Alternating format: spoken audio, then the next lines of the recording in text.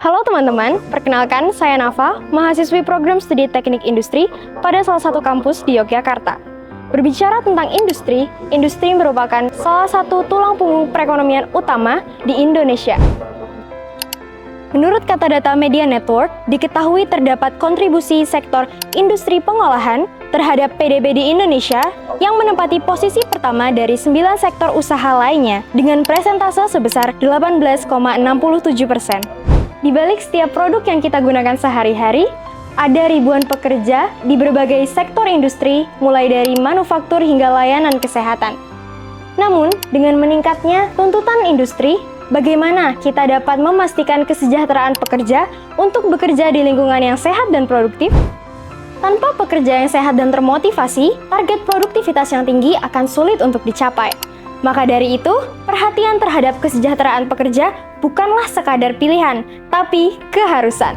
Di Indonesia, isu kesehatan dan keselamatan pekerja masih menjadi perhatian utama. Tingkat kecelakaan pekerja, paparan zat berbahaya, serta beban kerja yang tinggi seringkali menjadi ancaman bagi kesejahteraan pekerja.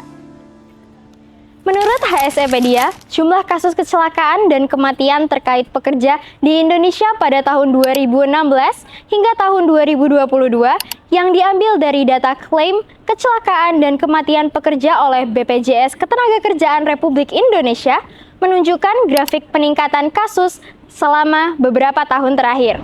Selain itu, dengan meningkatnya tekanan di tempat kerja, masalah kesehatan mental seperti burnout dan juga stres juga berpengaruh terhadap produktivitas kerja. Di Indonesia, sektor industri berkembang pesat. Namun, tanpa perhatian khusus terhadap kesehatan pekerja, potensi produktivitas bisa terhambat. Spesialis kedokteran okupasi dilatih untuk mengidentifikasi, mencegah, dan menganalisis risiko kesehatan di tempat kerja.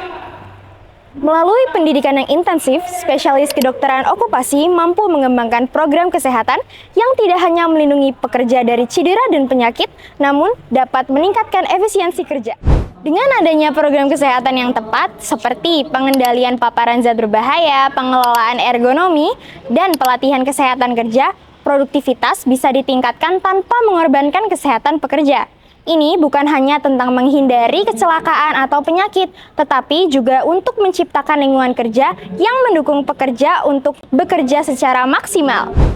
Melalui pendidikan spesialis kedokteran okupasi, kita dapat memastikan bahwa pekerja Indonesia dapat bekerja secara aman, sehat, dan produktif. Inilah kunci untuk menciptakan industri yang berkelanjutan, di mana kesejahteraan pekerja menjadi prioritas utama.